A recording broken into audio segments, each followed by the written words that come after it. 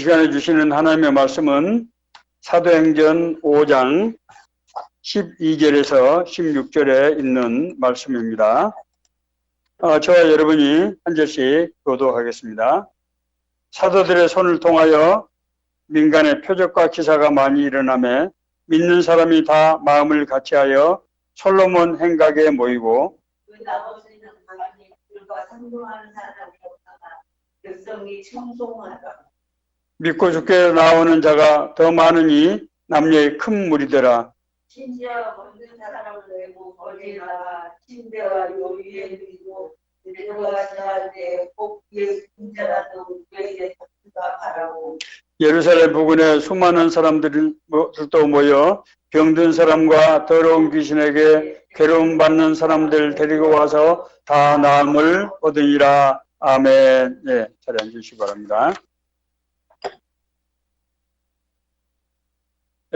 오늘이 우리 6월 셋째 주일이죠. 감리교에서는 매년 6월 셋째 주를 감리교 창시자인 웨슬리 기념주일로 지냅니다. 감리교뿐만 아니라 감리교 계열인 구세군 교회 그리고 성결교회도 마찬가지로 6월 셋째 주일 웨슬리 기념주일로 그렇게 지내고 있습니다. 이제 이 세 개 그 종파는 웨슬리안이라고 해서 다 요한 웨슬리를 교주로 하는 그런 종파가 되겠습니다. 요한 웨슬리는 감리교 창시자이면서 사도행전적인 성경 말씀 교회를 우리 세상 가운데서 구현한 그런 아주 굉장히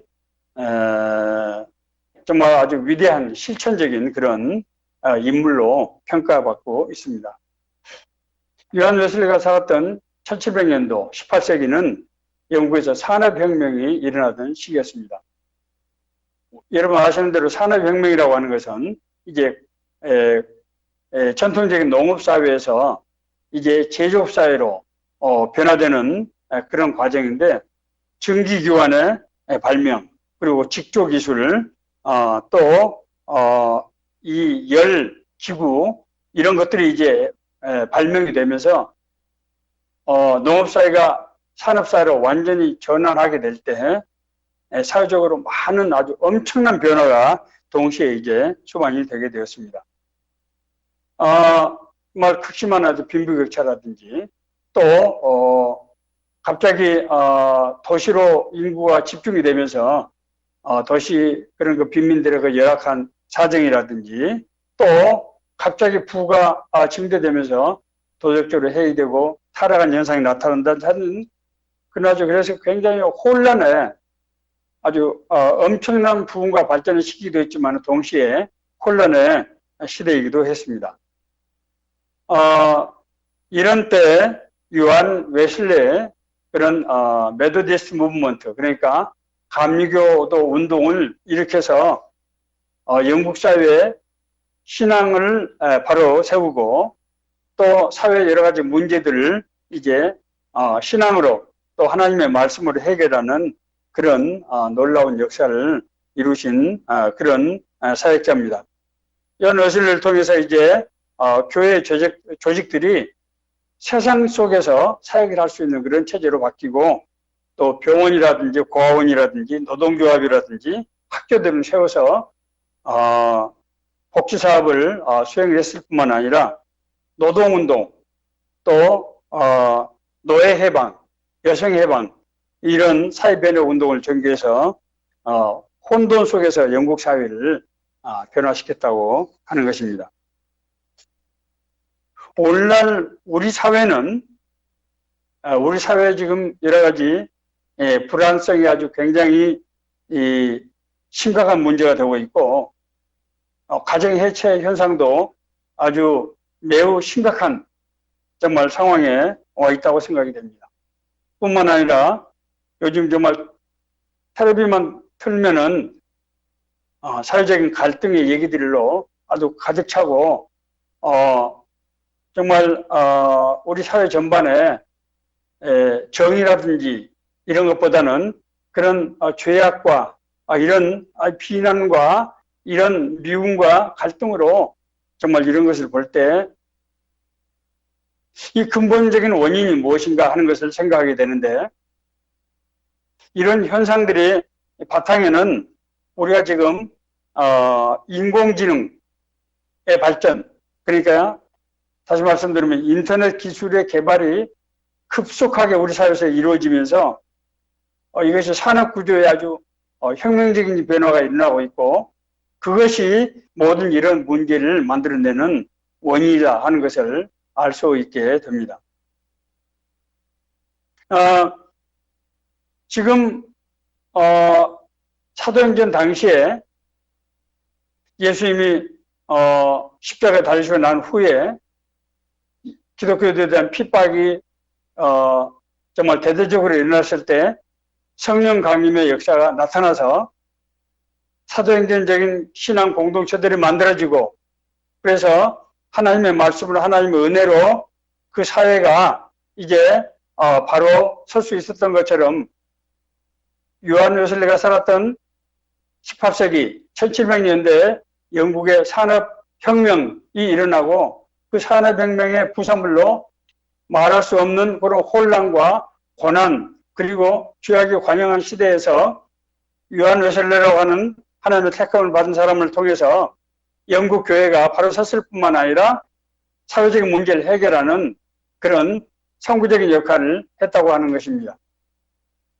오늘날 우리가 지금 당면하고 있는 문제, 이 문제를 마찬가지로 하나님의 성령께서 역사하시고 인도하여 주셔서 우리 문제를 이제 해결하시고 우리에게 새로운 시대를 열리게 되기를 간절히 바라옵고 또 그렇게 믿습니다. 오늘 이 우리에게 주시는 메시지는 그래서 요한 웨슬리에게 역사하셨던 성령, 그 성령께서 오늘날 우리에게 무슨 메시지를 주시나 하는 것을 우리가 특별히 유념해야 될 때가 됐다고 생각하는 것입니다. 예수님 사후에 기독교도에 대한 대대적인 핍박이 일어났습니다. 사도들과 신자들에 대해서 정말 체포와 투옥이 아주 광범하게 이루어졌습니다. 예수님이 하나님을 아버지라고 불렀다는 이유로 신성 모독죄로 몰아세운 뒤에 예수님을 따르던 무리들을 이단으로 규정하고 이제 정죄하게 된 것입니다.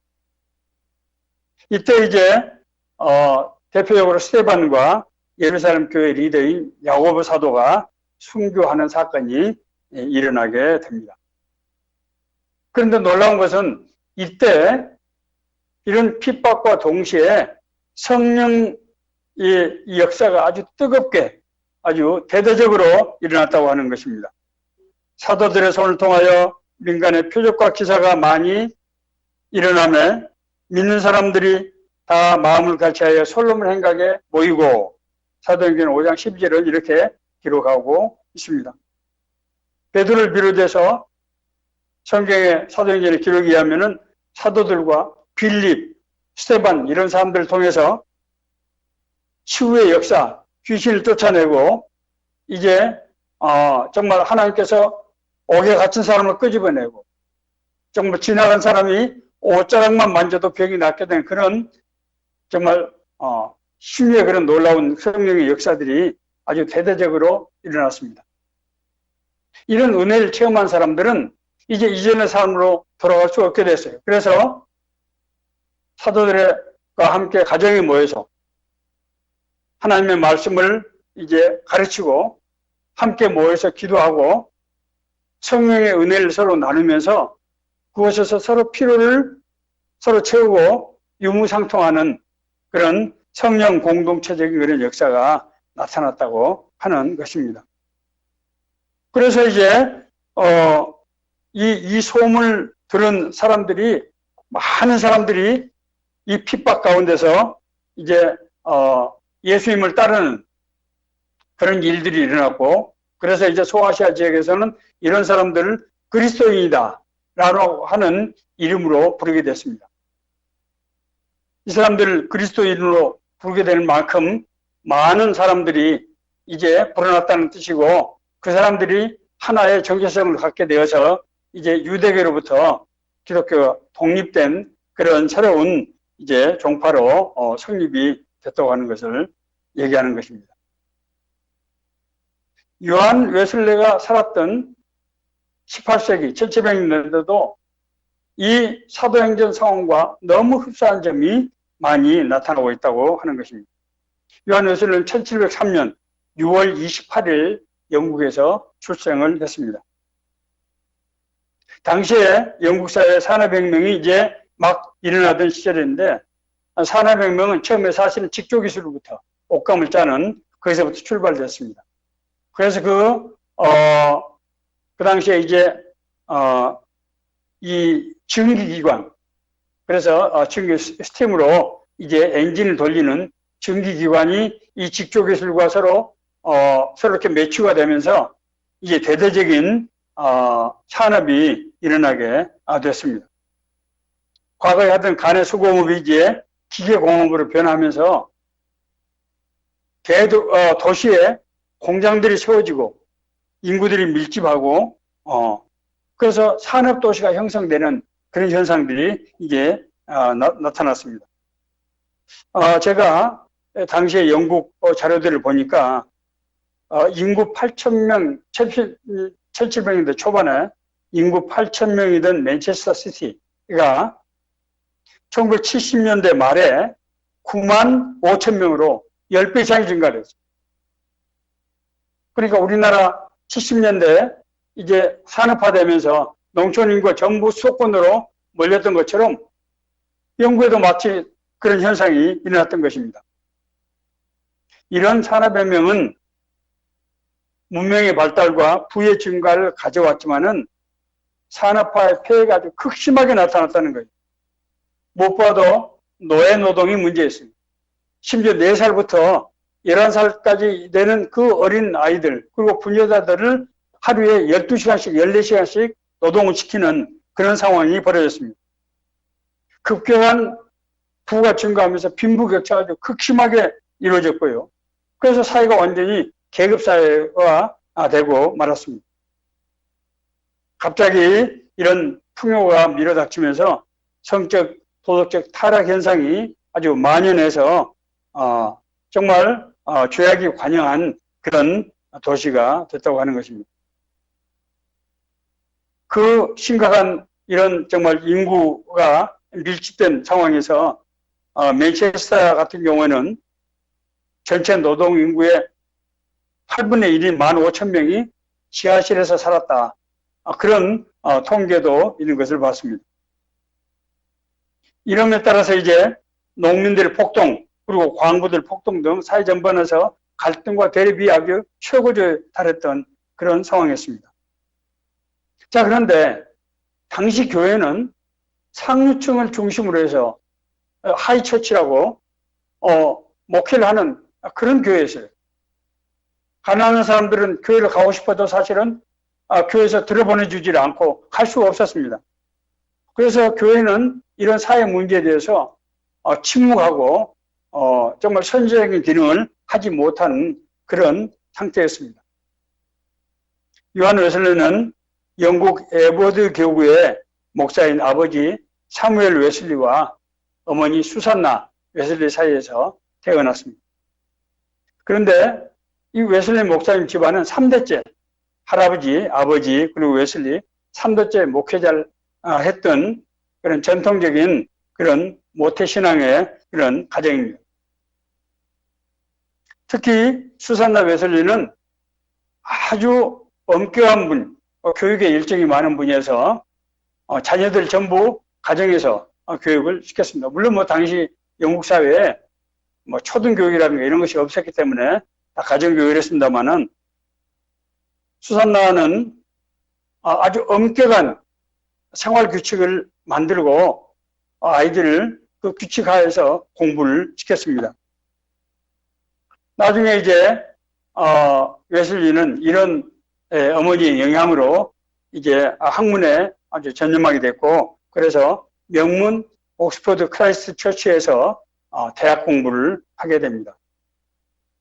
요한 웨슬리는 1728년에 목사 안수를 받고 1729년 다음에 얼마나 타고난 사람이었든지 옥스퍼드대 조교수로 취임을 하게 됩니다. 그런데 웨슬리는 당시에 제도화된 영국교회, 그러니까 오늘날 말하면 성공회입니다. 영국 국교회 앵글리칸 처치가 오늘날 성공회죠. 제도화된, 그러니까 성공회는 개신교로 분류가 됩니다만은 예배 양식이 다는 것이 카톨릭의 전통을 많이 이제 아직 남아있는 그런 형식을 가지고 있습니다. 당시 교회가 굉장히 제도화되고 또 보수화된 그런 목회관과 요한 웨슬레의 그런 그 진보적인 목회관이 서로 맞지 않았습니다. 요한 웨슬레는 경건한 삶 그리고 성령의 은혜를 아주 굉장히 사모했어요. 그래서 요한 웨슬레가 옥스퍼드대 조교수가 되면서 홀리 클럽이라고 하는 것을 옥스퍼드대 내에 만들어서 교수들과 학생들과 또 목회자들과 모여서 경건한 삶 그리고 성령의 역사든지 이런 것들에 대해서 서로 연구하고 토론하고 하는 그런 모임을 갖기도 했습니다. 요한 웨슬리는 옥스퍼드 대학에서 추천을 받아서 1935년도에 미국 선교의 길로 나서게 됩니다. 미국 조지아주, 그러니까 저쪽 뭐죠? 플로리다주 옆에 있는 그 주로 그쪽으로 이제 선교 여행을 떠나게 됩니다. 웨슬리가 미국으로 건너가서 대서양을 건널 때 탔던 배가 시몬즈 호라고 하는 그런 배입니다. 한 200명 정도 탑승할 수 있는 그런 배인데 그 당시에 200명이 탑승하는 배는 상당히 큰 배입니다. 그런데 대서양이 원래 거기 아주 풍랑이 심하기로 유명한 바다죠. 가는 도중에 큰 풍랑이 아마 밀어닥쳤던 것 같습니다. 그래서 사람들이 정말 공포에 질리고 웨슬리도 정말 자기가 죽을지도 모른다는 그런 두려움 속에 휩싸여서 정말 배 밑바닥에서 부르짖고 그런 기도를 했습니다. 자, 그런데 웨슬리가 어디서 찬송 소리가 들려오는 것을 들었어요. 그래서 밖으로 이렇게 나가봤더니 모라비안 교도들이 가판에서 그 풍랑이 치고 있는 그 가판에서 어른 어린아이 할 것 없이 다 같이 손을 잡고 앉아서 하나님께 찬양하며 하나님께 찬송을 하고 있는 것을 봤습니다. 웨슬리는 그 장면을 보고 충격을 받았습니다. 자기 자신은 3대째 목회자가 된 그런 가정이고 자기는 더구나 현직 목사고 대학의 교수인데 자기가 죽음에 대해서 이런 정말 두려움을 가지고 있는데 그 교도들이 저 사람들은 아주 평범한 사람들이고 그야말로 평신도들이고 심지어 어린아이까지 이 풍랑 속에서 하나님께 감사하고 찬송하며 하는 것을 보고 큰 충격에 받게 됩니다.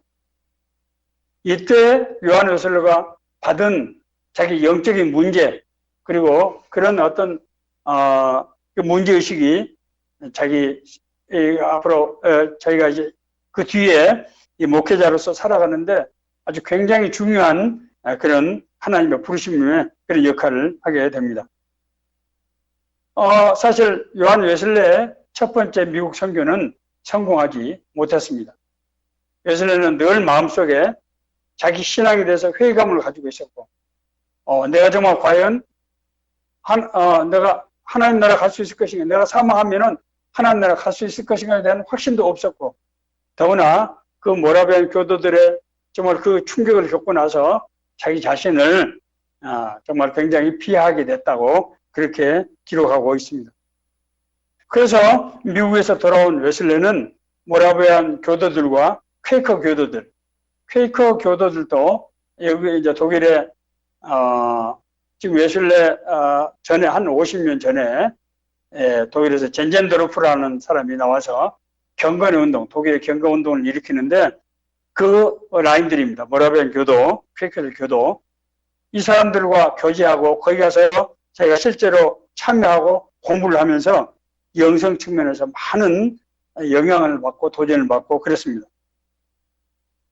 그 후에도 웨슬레는 성령 체험에 대해서 굉장히 열망을 가지고 있었는데 그러던 중 1738년 5월 24일 날 런던의 올더스 게이트라고 하는 지역의 작은 집회에서 마틴 루터의 로마서 서문을 읽는 도중에 성령 체험을 하게 돼요. 요한일서는 그때 내 안에 뜨거운 그런 성령의 은혜를 받았다. 그렇게 기록하고 있습니다. 그래서 감리교에서는 1738년 5월 24일 요한일서의 이 성령 체험을 아주 굉장히 중요시 합니다.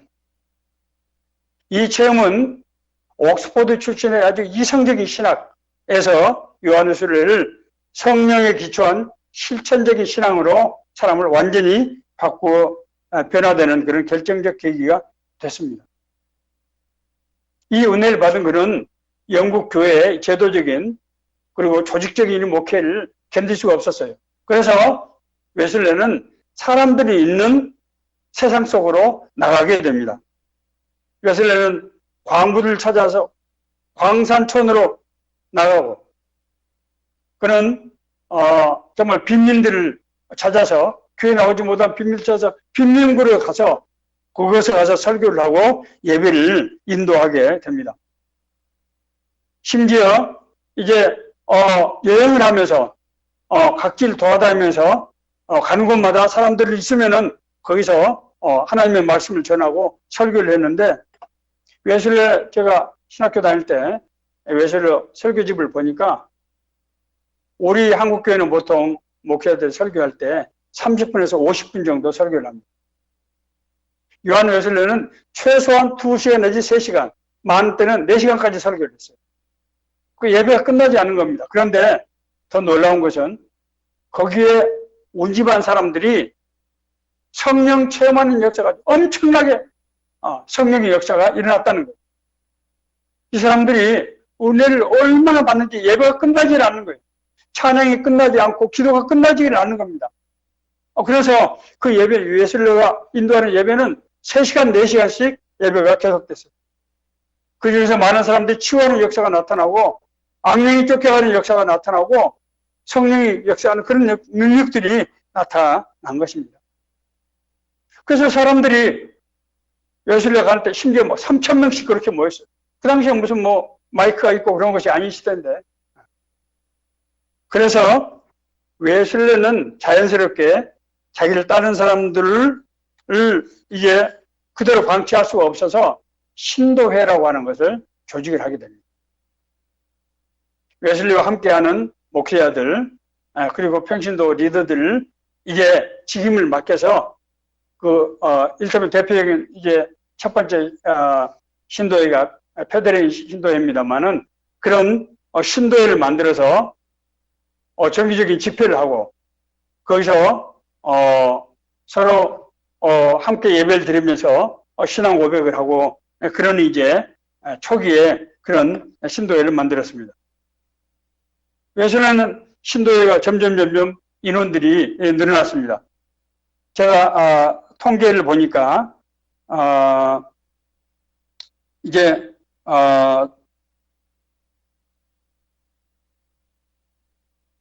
1776년에 페데레인 신도회인데 그때 신도회 총회 감리교 목사가 97명, 성도가 19,761명 이렇게 그렇게 모였는데 1년 후에는 이 모인 숫자가 보니까 25,911명으로 늘었어요. 우리가 지금 생각하면 안 됩니다.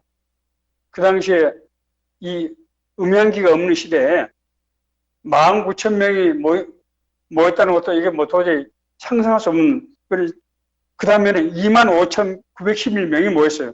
제가 그 기록에 통계를 제가 지금 인용해서 말씀드립니다. 이런 신도회가 지역의 런던을 비롯해서 곳곳에 세워졌어요. 그래서 이제 웨슬리는 자연스럽게 이 신도회를 이 큰 조직을 운영할 수가 없기 때문에 이거 책도 자주 모일 수가 없기 때문에 이 사람들을 이제 지속적으로 지도를 해줘야 되기 때문에 속회라고 하는 조그만 단위로 12명 정도 단위로 쪼개게 됩니다. 그래서 평신도 지도자들 속해 목자로 세우고 지역별로 그 속회를 쪼개서 이제 성도들을 자기를 따르는 사람들을 이제 지도하고 이제 육성하는 그런 역할을 하게 됩니다. 속회에 모여서는 보통 세 가지 일을 했는데 첫째는 자기 죄의 고백을 하는 거예요.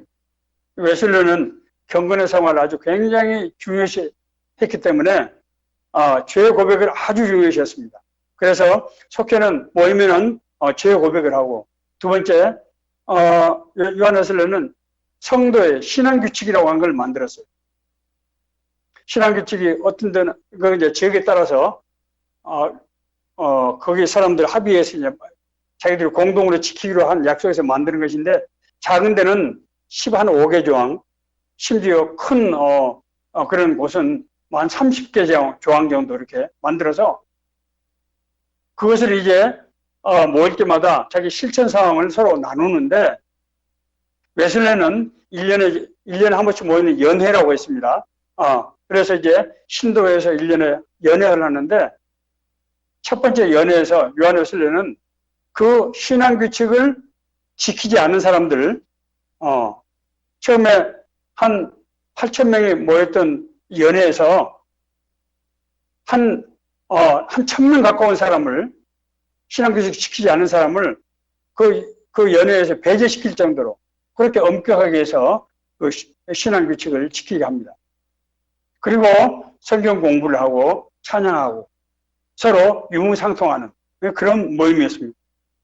오늘날의 이제 감리교의 속회가 바로 여기서부터 이제 비롯되었던 것입니다. 그래서 웨슬리는 앞서 말씀드린 연합신도회, 그 다음에 속회, 그 다음에서도 핵심적인 리더들을 육성하기 위해서 이 조라는 걸, 밴드, 조라는 걸 만들어서 이제 핵심적인 이제 사역자들을 육성하는 이런 운동을 하게 됩니다. 웨슬리는 이런 선교적인 조직을 만들었을 뿐만 아니라 사회 문제를 해결하기 위해서 우선 병원, 그 당시에 많은 사람들이 질병으로 죽었기 때문에, 물론 뭐 당시에 아주 소규모, 아주 작은 규모의 병원이 있을 겁니다. 그런 병원들을 설립하고, 고아원, 특히 웨슬리가 아주 굉장히 공을 들였던 고아원입니다. 그 당시에 버림받은 아이들, 왜냐하면 그 당시에 수명이 그 아주 극도로 열악한 작업 환경 가운데서 그 수명이 아주 굉장히 20세 미만 평균 수명이 됐기 때문에 고아들이 아주 많았어요. 그 당시에 무슨 아이들 낳으면은 부모가 계속 양육해 줘야 되는데 일찍이 사망하기 때문에 고아들이 엄청나게 나오는 겁니다. 그래서 요한 웨슬리는 고아원들을 많이 만들어서 자기 속회 주로 지도자들이 한 속회가 한 고아원을 만들어서 이제 운영을 하도록 하는 그런 정책을, 학교를 만들고 이런 그런 사회적인 필요에 이제 그 속회를 중심으로 해서 대응하는 이런 운동을 하게 됩니다. 그 다음에 놀라운 것은 요한 웨슬리는 여성해방운동, 또 노동조합, 노조운동, 그리고 놀랍게도 노예해방운동, 이런 운동을 주도하고 그걸 참여를 하면서 영국 사회를 변화시킵니다. 이런 웨슬리의 선교는 영국 사회에 아주 엄청난 충격을 줬습니다. 우선 첫째로 웨슬리를 따르는 사람들이 생활규칙을 아주 엄격히, 그 당시에 영국 사회가 아주 타락하고 성적으로 굉장히 문란하고 이런 시기였기 때문에 자기들이 그 신도규칙을 만들어서 그걸 지키는 것을 보고 영국 사람들이 교회라면 저런 것이구나, 신앙생활이라는 것이 바로 저런 것이구나 하는 것을 느끼게 된 것입니다. 뿐만 아니라 웨슬리가 만들었던 그런 고아원이라든지 학교라든지 병원이라든지 또는 여성해방운동, 노예해방운동, 이런 노동조합, 이런 것을 보면서 정말 하나님의 역사, 교회가 교회 안에서 신앙생활을 하는 것이 아니고 교회가 정말 하나님의 나라를 우리 삶 가운데서 이루는 그런 교회인 것을 보고 엄청나게 충격을 받은 것입니다.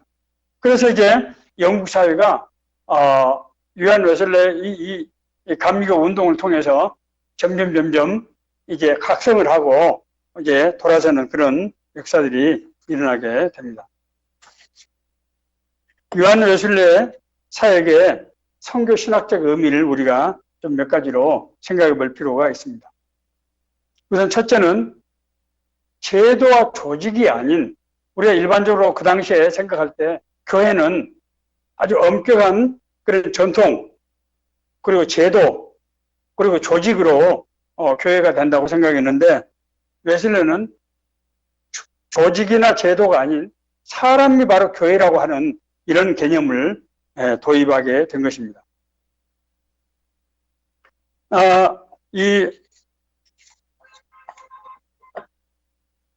고린도전서 1장 2절은 하나님의 교회 곧 그리스도 예수 안에서 거룩하여지고 성도라 부르심을 받은 자들과 또 각처에서 우리 주 예수 그리스도의 이름을 부르는 모든 자라고 바울 사도는 교회의 개념을 정의하고 있습니다. 다시 말씀드려서 하나님의 교회는 그리스도 예수를 통해서 거룩하여지고 성도라 우리 부르심을 받는 자들을 각처에서 예수 그리스도의 이름을 부르는, 다시 말해서 예수를 그리스도라고 고백하는 사람들과 그 신앙 공동체를 바울 사도는 교회라고 이렇게 지금 정의하고 있는 것입니다. 요한 웨슬레는 바로 이 교회 개념을 받아들였어요. 교회는 그래서 어떤 그런 제도나 조직이나 형식이 아니고 하나님을 믿는 하나님을 예수를 그리스도로 고백한 사람들의 신앙 공동체가 바로 교회다. 그런 개념을 가지고 있었기 때문에 사람들 속으로 들어가서 그곳에서 예배하고 그곳에서 하나님의 말씀을 선포하고 그리고 서로 하나님의 사랑을 나누는 그것을 교회라고 본 것입니다. 사실은 이것 때문에 요한 웨슬레는 성공의 영국 국교에서 규칙을 깬 목회자다. 이런 징계를 받아서 교권을 박탈당하게 됩니다. 교구를 주지 않는 거예요. 목회를 못하게 하는 거죠. 그래서 요한 웨슬레는 The world is my parish 아주 유명한 슬로건이 있습니다. 세계는 나의 교구다. 세계는 나의 교구라는 이 말은 내가 전 세계를 향한 성경 비전을 얘기하는 것이기도 하지만은 동시에 사실은 요한 웨슬레는 인정받은 교구가 없었어요. 교권을 박탈당했기 때문에. 그래서 내가 가는 곳이 바로 교회다라는 그런 뜻을 포함하고 있습니다. The world is my parish. 목회자가 가는 곳, 성도가 가서 모여서 예수를 그리스도라고 고백하는 것이 바로 교회라고 하는 이런 개념을 들어서는 것입니다. 이것이 바로 사도행전에서 우리가 불러줬던 바로 그 교회입니다. 핍박받은 성도들이 함께 모일 수가 없어서 가정에서 모여서 예수님을 주님으로 고백하고 성경 말씀을 배우고 기도하고 하나님 사랑을 유무상통할 때 이 모든 것이 성령에 의해서 연합되고 인도되는, 자, 우리가 교회라고 할 때 핵심적인 개념을 잃어서는 안 됩니다. 교회는 사람들이 모여서 돕고 공부하는 것이 아니고 성령의 연합 안에서 바로 이것이 교회의 핵심적인 개념입니다. 하나님의 부르심을 받은 사람이라고 하는 것은 성령 안에서 역사하는 그런 공동체를 말하는 것입니다. 이런 의미에서 에클레시아라는 이 말, 헬라어 에클레시아는 부르심을 받은 사람 이런 뜻입니다. 하나님께 부르심을 받아서 성령 안에서 서로 연합하고 하나님의 말씀을 공부하고 기도하고 서로 사랑으로 돕고 유무상통하는 이런 의미의 개념을 실천적으로 자기 목회에 적용을 했다고 하는 것입니다. 두 번째로 성례전을 의식이 아닌 성령께서 성도들 하나로 연결시키는 공동체라는 개념을 이게 이끌어낸 것입니다. 고린도전서 12장 12절 13절은 몸은 하나인데 많은 지체가 있고 몸의 지체가 많으나 한 몸인과 같이 그리스도도 그러하니라. 우리가 유대인이나 헬라인이나 종이나 자유인이나 다 한 성령으로 세례를 받아 한 몸이 되었고 또 다 한 성령을 마시게 하였느니라. 자, 우리가 교회라고 할 때 하나님을 우리가 경배한다. 그리고 하나님이 우리에게 은혜를 베푸신다 라고 하지 않습니까? 예배라는 게 그런 게 아닙니까? 예배가 하나님을 경배하고 하나님께서 은혜를 베풀지 않으면 그건 예배가 아니죠. 그런데 앞서 제가 말씀드린 대로 이 예배가 되기 위해서는, 신령과 진정의 예배가 되기 위해서는 예수님께서 이제 수가성 여인이 자기의 정말 기구한 팔자를 앞에서 이제 고백하면서, 선생님, 내가 볼 때 선생님은 선지자임에 틀림없습니다. 우리는 지금 사마리아에서 성전에서 예배를 드리는데, 원래 우리가 정말 예루살렘 성전에 가서 예배를 드려야 되는데 어디 가서 예배를 드려야 제대로 드린 예배가 되고 은혜를 받는 것입니까? 라고 물어보지 않습니까? 그때 예수님께서 뭐라고 말씀하십니까? 예루살렘도 아니고 사마리아도 아니고 어디서 예배 드리는 것이 중요한 것이 아니다. 예배의 대상, 신령과 진정의 영적인 예배를 드려야 한다. 이렇게 말씀하셨지요. 예배의 본질적인 요소는 앞서 우리가 말씀드린 하나님을 경외하고 하나님께 감사하고 찬양하고 하나님의 은혜가 임한 때 그것이 예배가 되는 것인데, 그렇기 때문에 예배는 성령께서 역사하지 않은 것은 하나님에 대한 예배라고 할 수가 없는 것인가. 그것은 사람들의 그냥 회합일 뿐이죠. 이 성령 안에서 이루어지는 교제, 이걸 헬라어로 코이노니아라고 하는데, 이 코이노니아는 그냥 사람들이 서로 만나서 교제하는 것이 아니고 성령 안에서 연합돼서 이루어진 현상을 말하고 있는 것입니다. 요한 웨슬레 집회, 요한 웨슬레 속회에서 바로 죄를 고백하고 하나님의 말씀을 서로 공부하고 자기들의 신앙 고백하고 서로 교제할 때 성령 이 안에서 교제하는 이런 역사들이 아주 나타났다고 하는 것입니다. 그것이 사람들을 이제 변화시키고 그래서 사람들이 모이게 되고, 그래서 오늘날 같은 그런 메소디스트 무브먼트, 이 감리교 운동이 일어날 수 있게 된 것입니다. 세 번째, 당시 영국 교회는 마틴 루터 종교교육 사상에 뿌리두고 있었습니다만은 여전히 세상적인 문제에 대해서 별로 관여를 하지 않는, 그러니까 교회와 세상을 분리시키는 그런 이원론적인 그런 신앙관이 지배적이었어요. 또 하나 이 사람들이 대부분이 하이처치, 중산층을 대상으로 하는 그런 목회를 초점이 맞춰져 있었기 때문에 그런 세상적인 사회적인 문제에 대해서 그렇게 관여하기가 사실 조금 어려웠을지도 모릅니다. 그런데 요한 웨슬레는 성도가 교회를 찾아가는 것이 아니고, 찾아오는 것이 아니고, 물론 그 당시에 평신도들, 고난받은 사람들, 하나님의 은혜를 사모하는 사람들이 교회를 갈 수가 없었지요. 그래서 교회가 세상 속으로 들어가는 것입니다. 교회가 사람들 속으로, 세상 속으로 들어가서 예수님께서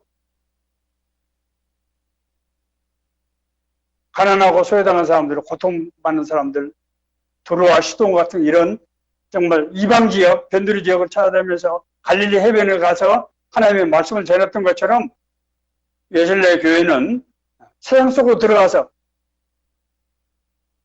광부들, 그리고 거리의 사람들, 그리고 정말 오갈 데 없는 그런 정말 불황자들, 그 사람들 속에 들어가서 그곳에서 하나님의 복음을 전하고 예배를 드리고 함께 했다고 하는 것입니다.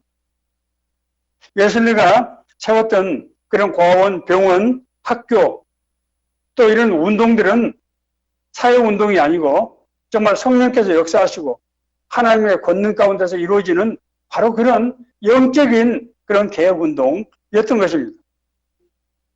너희는 세상의 소금이 소금이 만일 그 맛을 잃으면은 무엇으로 짜게 하리요? 너는 세상의 빛이라 너희 빛이 사람 앞에 비치게 하라 라고 말씀하셨습니다. 예수는 이 말씀을 그대로 믿고 실제적으로 사회 가운데서 세상 가운데서 행하게 된 것입니다. 오늘 저는 그래서 오늘 설교 제목을 세상 속으로 들어간 교회라고 붙였습니다. 교회는 세상 가운데서 하나님께서 이스라엘 백성들을 이제 애굽에서 인도에 내실 때 뭐라고 말씀하십니까?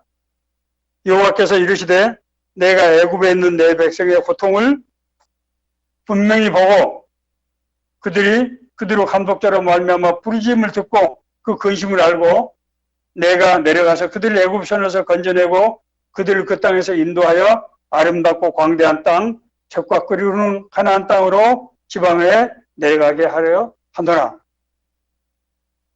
하나님은 어디를 찾아오신다고요? 성도들이 고통하는 곳, 성도들이 부르짖는 곳, 그곳에 하나님이 임하셔서 하나님의 나라를 이루는 것입니다. 오늘 저는 이제 오늘 본문 말씀을 시작하면서 오늘날 우리가 지금 겪고 있는 이런 정말 극심한 불안과 사회적인 갈등과 여러 가지 혼란 이런 것들이 근본적으로 산업 어떤 구조의 변화에서 지금 비롯되고 있다. 저는 그렇게 진단을 했습니다. 그것은 오늘날 IT 문명이라고 하는 것이 정말 생산성은 100배, 1000배가 올라가지만은 고용이 늘어나지 않는 지금 그런 현상 아닙니까? 오늘날 우리 지난 1년 동안 우리 20, 30 세대들의 분노, 좌절이 뭡니까? 옛날에는 사실 저희 때만 하더라도 대학을 나오면은 누군지 다 취업하고 직장에서 성실히 하면은 인생의 성공이 평안한 삶이 보장이 됐다고. 지금은 우리 젊은 사람들 지금 일자리 문제 정말 한치 앞이 내다보이지 않는, 그래서 결혼을 꿈꾸기 어렵고 정말 인생의 어떤 그런 비전을 갖기 어려운 시대적인 상황에 있는 것이 뭐 때문입니까? 우리 경제는 나날이 발전하고 있지만은 일자리가 늘지 않는 바로 이런 산업 구조에서 나오는 지금 문제라고 하는 것입니다. 이런 사람들이 서로 협력해서 일하지 않는, 각기 따라서 분리돼서 일하는 이런 산업 구조는 가정의 파괴, 가정의 해체 현상을 만들어내고 오늘날 우리 사회에서 많은 문제들이 여기서부터 지금 비롯되고 있다고 하는 것입니다. 예수님 떠나시고 난 다음에 이스라엘에 핍박이 대대적으로 일어났고 그 부르짖는 사람들 그 음성을 듣고 하나님의 영이 함께해 주셔서 성령의 역사가 사도행전적인 교회에서 일어났던 것처럼 1700년대 영국 산업혁명 그 와중에서 그 혼란과 그 정말 무질서와 그 정말 고난의 상황 가운데서 하나님께서 요한 웨슬리를 통해서 성령 운동이 역사가 일어나게 해주시고 그것이 그 교회가 세상 속에 들어가서 하나님의 권세와 능력으로 사회를 변화시키고 교회를 부흥시킨 것처럼 오늘날 우리가 지금 우리 시대에 지금 우리가 맡고 있는 이 상황, 이 원인이 근본 어디서부터 비롯된지를 우리가 분명히 깨닫고 그래서 정말 하나님께서 이 시대에 우리에게 주시는 메시지가 무엇인가, 하나님께서 우리에게 이 시대에 주시는 정말 권세와 능력의 도구가 무엇인가를 우리가 분명히 깨닫고 웨슬리가 정말 일으켰던 세상 속의 교회, 사람이 교회가 되는 그런 교회, 그리고 성령이 함께 하시고 역사하시고 인도하시는 그런 교회, 그런 영적 운동이 일어나야만 오늘날 우리가 겪고 있는 이 시대적인 상황을, 위기를 극복하고 하나님의 뜻과 계획을 이룰 수 있다고 하는 것입니다. 이것이 오늘 이 말씀을 전하는 우리 새로운 삶의 교회와 우리 성도들과 이 말씀을 읽고 듣는 모든 사람들에게 주시는 하나님의 은혜의 말씀, 하나님의 인도하시는 말씀이 되기를 간절히 바랍니다.